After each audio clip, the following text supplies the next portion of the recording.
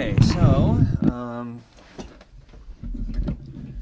we're going to look at a couple composite preps, and we've got a pencil around here somewhere, right? There we go. So if we're, I thought that was in contact, but it's not quite, is it? Okay, so, well, there it is. It's a fairly small contact for between two centrals. Strangely enough, the contact on this side, the gingival embrasure, is a little bit more gradual. This is a pretty big gingival embrasure. Anyway, the decay would probably be something like in this area here. So sometimes it's a good idea. Oh, somebody got some scratches on that mirror. It'd be sometimes it's a good idea to draw with a pencil where you think the decay is really going to be to start with. And picture where the incisal margin would be to touch the adjacent tooth, and then down here gingivally in order to get into the embrasure. Same thing over here. Do you have a mirror tip that doesn't have so much scratch? I did that yesterday. Sorry. Yeah, okay. Alright, so anyway, we'll work with that. And we'll start with the number 2 round burr.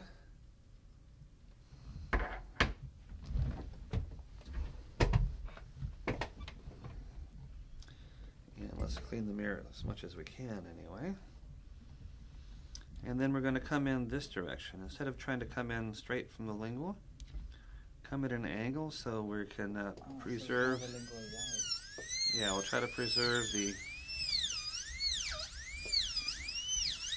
lingual margin, lingual surface as much as we can. If the burr is dull, then it's more likely to slip around and hit the adjacent tooth. So we try to keep it, fairly sharp.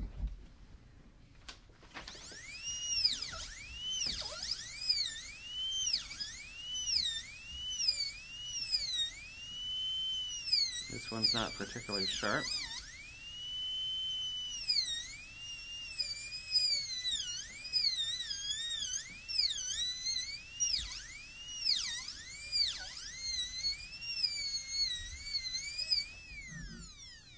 Now I want to aim for something that's got some gingival clearance. Let me see, where's our explorer here? Okay, probably want to get a little more gingival clearance than that. Not much more though. Incisal margin is going to be about right up here. That'll be okay. Facially, toward the incisal, we may or may not have enough clearance. We won't know until we use the hand instrument and make sure that the facial wall is flat and we get rid of any hook there. The axial extension looks pretty good, so we could go ahead and switch over to the number 1 round burr and refine things a little bit and then use the hand instrument.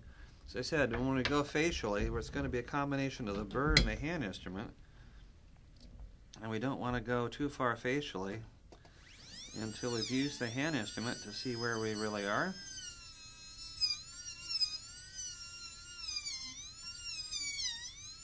Still at the same angle that you started with, right? Pretty much, instead of this way, yeah. But when I'm working at the facial margin, I want to get the burr fairly parallel to the adjacent tooth. So I'm looking so I can see exactly how close the burr is to the adjacent tooth. Just the burr back. Yeah.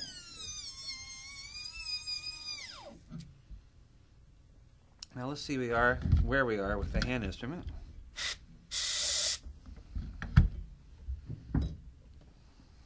Okay, so this is the appropriate instrument for this side of the tooth. Oops, got some wax on there somehow. So this is the appropriate instrument for this side of the tooth, and we're going to trim the incisal margin first. The instrument's going to be basically touching the adjacent tooth. Cut facially. Scrape the facial wall. Okay, that's actually pretty close to what we want to be, where we want to be here. And we're going to cut the gingival margin with this other end. And again, just like the gingival margin trimmer, the points between the teeth. So it'll result in the facial being angled appropriately. No hook on the gingival. This should only remove the undermined enamel, so even if it touches the adjacent tooth, it shouldn't be a problem. That's right, yeah, we're cutting right along like this. And so now we have enough facial clearance, and sometimes, this might have happened, sometimes the teeth rotate when you use the hand instrument. Mm-hmm. Yeah, tight for that. Yeah, so make sure the screws are nice and tight. Now, to place a bevel on this one, we'll use the 132F, which should be in that hole.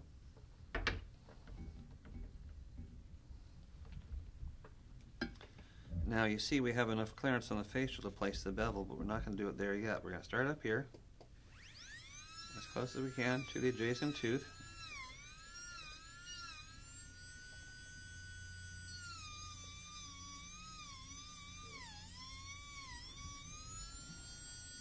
And down here. Ideally the bevel is going to be about a 45-degree angle to the tooth surface.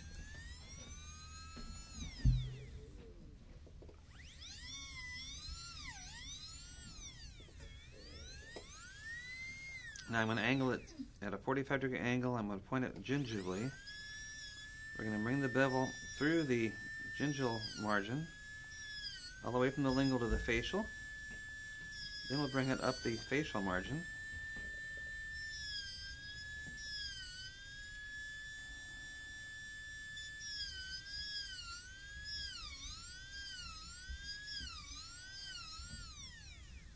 So take it step by step all the way around. The bevel should be obvious all the way around. Should start on the incisal, come down the lingual, come gingivally, then all the way to the facial margin, then up the facial margin.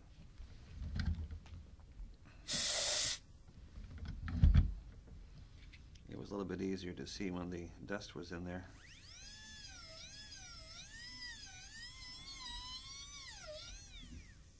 Okay, alright, now over here, our prep's going to go from here down to about there. I want you to do one on the mesial and one on the distal of ideally the same tooth at this point. I'm not going to do the mesial side of the central because I did the mesial. I'm not going to do, no, I guess I did get that contact there, so I'm okay. So mesial and distal the same tooth. Now I'll come in this direction, start about in the middle of where I expect the prep to be. This burr is a little dull, so I'm a little nervous about having it slipping around. Number 2 is. This particular number 2 is, yeah, a little bit dull. Can we use diamond holes for this? Oh yeah, you can get round diamonds if you want to spend that much more money. These things do just fine. And they'll stay sharp for a fairly long period of time. Probably done, 15 preps with this burr.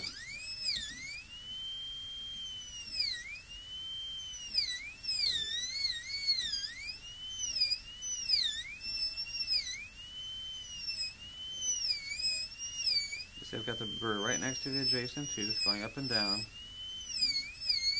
And that's a pretty safe way to cut.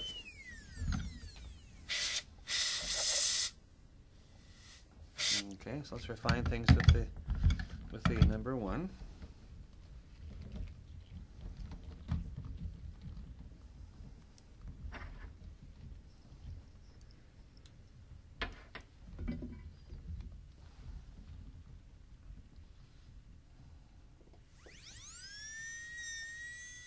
Get closer to the adjacent tooth with the incisal margin.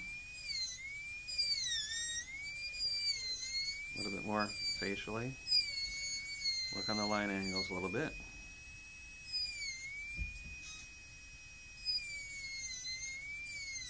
In reality, caries extend very labially.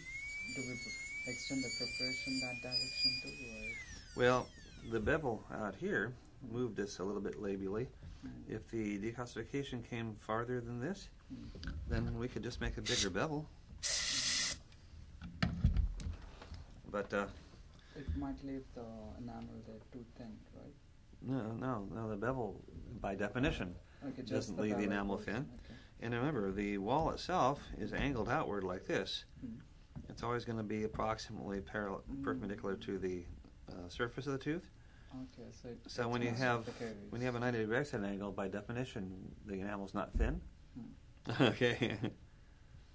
Okay, so let's use the hand instrument over here and see where we are. I'm probably going to have to use one of those new ones I brought out. Did I put them on your table? Yeah. Yeah, one of mine has a broken end to it, so. Okay, thank you. So I'm this gonna one will end be. up with the broken end soon. Yeah, so this will be this one now. So, okay, note the angle.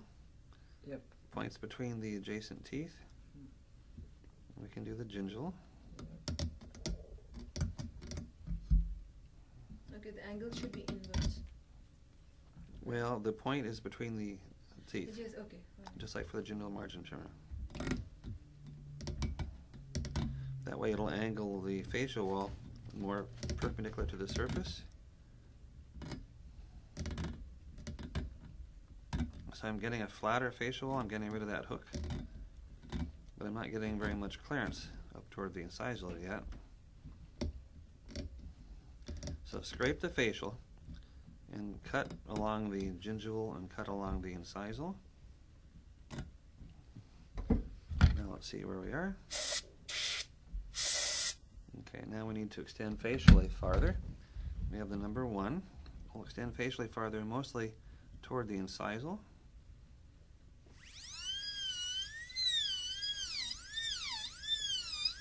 You're going to go up and down as close as you can to the adjacent tooth.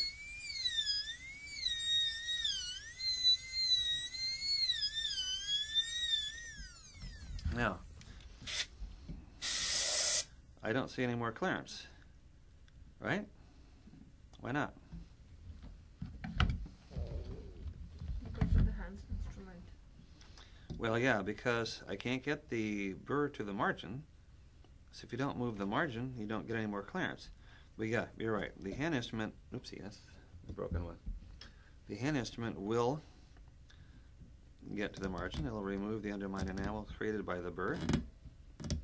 And then we'll get a little more clearance because we can actually move the margin. Facial clearance. Yeah, that's what we're trying to achieve, is more facial clearance toward the incisal. So cut with the burr, scrape, see where you are. If you need to cut with the burr a little bit more, then do that. I'm going to try to get a little more clearance. Otherwise it'll be kind of difficult to make that bevel. Right now, you can see there's practically no clearance at all visible from the facial. So we're certainly don't have to worry about something that's aesthetically going to be an issue at all, do we? But at this point, this prep certainly would not remove the facial decalcification that we would expect to see in a patient. Still requires a bevel. So I'm undermining the facial enamel by making a little concavity with the burr near the margin and as close as I can get it to the adjacent tooth.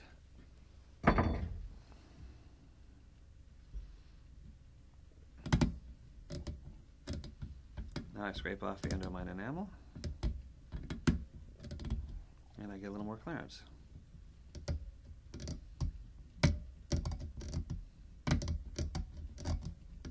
Now that amount of clearance I think I can use to make a bevel.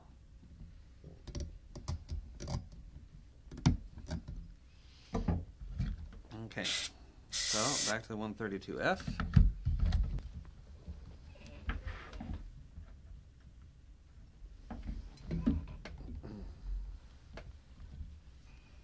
We'll bevel the incisal.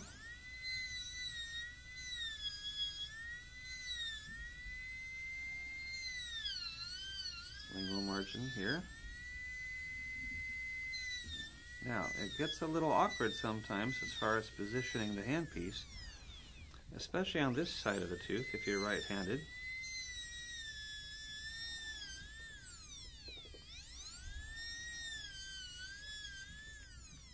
And I'm going to go gingivally all the way through from lingual to facial.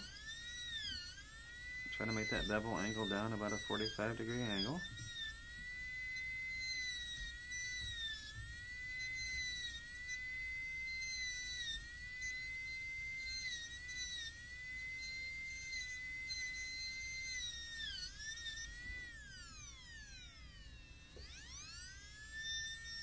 So you see how I'm using the mirror to get right against this margin.